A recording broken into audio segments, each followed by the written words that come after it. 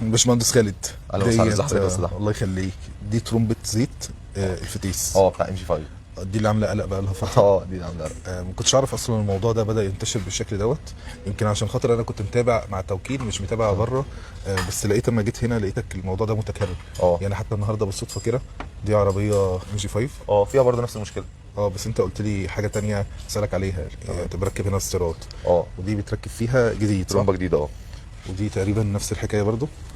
لا دي فيها رادياتير مكسور. في انت كنت بتقول في واحده ثالثه الام جي 5 البيضه اللي جوه خالص. جوه خالص. طيب ايه قصه الترومبه دي؟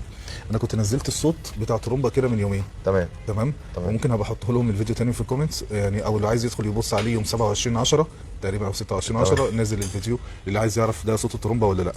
تمام. الصوت ده اصلا ما بيظهرش غير من العربيه تسخن. لما العربيه تسخن بيظهر اكتر.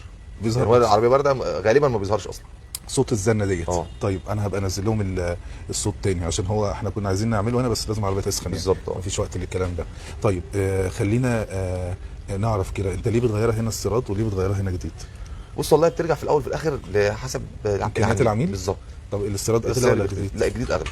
الجديد اغلى بكام؟ الجديد بيعمل حوالي 14 12 في الرينج ده على حسب سعر السوق. على حسب سعر السوق. هو دلوقتي احنا بقينا عندنا حته السوق عامل زي كل يوم بسعر، المستورد بيتحكم في السعر كل يوم بيديني بسعر غير السعر اللي قبله. طيب الاستيراد بتعمل لها كام؟ بتعمل 10. طيب اللي يعني بتبقى بايظه بقى، يعني انا غيرتها هل فتيس تاني هيبوظ؟ طب لو ما غيرتهاش ايه اللي هيحصل؟ لا هي بس فيها مشكله واحده، لو انت قعدت فتره طويله ماشي على الترومبه دي فيها صوت، الترومبه بايظه بتاثر على البادي فالف، بعد فتره البادي فالف بيبوظ تاني لان الترومبه ما بتغذيهوش زيت كويس، فمع الاستمراريه السولونايد بتاعه بيقطع. طيب تبدا بقى تنور انت التشيك انجن وتعمل تقطيعه كده في حوالي سنتين او 3، تدوس بنزين كانك مش لاسق اي حاجه وبعدين بترجع تظبط تاني. طيب يعني انا مجرد ان انا اسمع الصوت بتاع الترومبه ده ابدا اغيرها في اقرب وقت يعني العميل يعمل حسابه في اقرب وقت يغير الترومبه.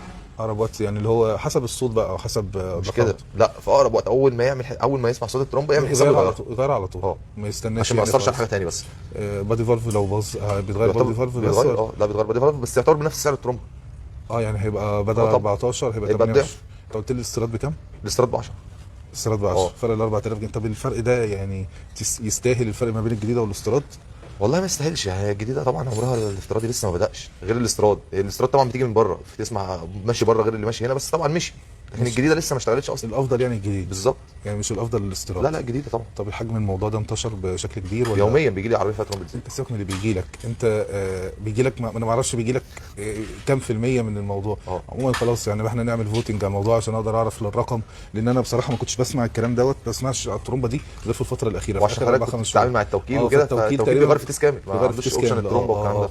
بس هو في الفتره الاخيره بدات اسمعه حتى قبل ما اجي معاكم هنا برضو. يعني كنت بسمع يعني سمعته بس مش بكثافه كبيره قوي. اما جيت هنا لقيته لا منتشر في الفايف جامد بصراحه. منتشر في الفايف. فاحنا بننصح الناس انها تغير زيت بدري عن معانا.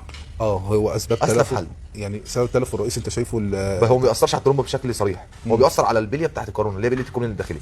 بيبدا طبعا البليه دي بتعمل تاكل بتطلع رواسب، الرواسب دي بتسد الترومبه. هي نفس القصه اللي احنا كنا اتكلمنا عليها قبل كده، اللي هو البليه الكوبلين هي اللي بتبوظ بتسد الترومبه. يعني هو ده سبب تلف الترومبه المعتاد. بالظبط. يبقى احنا كده مشكلتنا بتتلخص في اول حاجه بليه الكوبلين.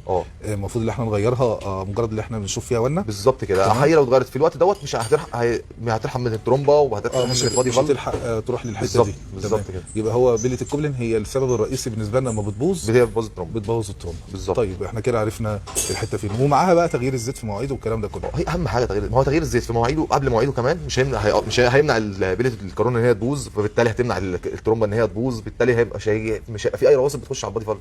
يعني انت شايف حتى بليه الكوبلين ان هي السبب الرئيسي اللي احنا بنتكلم اللي هي بتسبب في تلف الترومبه اصلا والبادي فالف بعد كده اصلا التغيير برضو الزيت. بالظبط. هو يعني التغيير هو اساس المشكله ماشي في التوكيل وبرضه بيتغير. يعني يستحسن يبقى قبل كده قبل 60000 لان في ناس كتير بعد ال 60000 على طول بيبدا يظهر معاهم مشاكل. يعني النسبه بتزيد، نقول النسبه بتزيد مجرد ان احنا اتاخرنا في تغيير الزيت، لكن الاساس بتاعها موجود فعليا اللي هي عيب صناعه اللي هي بليه الكوبلين ما بتستحملش وبتبوظ بسرعه. طيب شكرا يا هندسه وجزاك الله خير. شكرا جزيلا.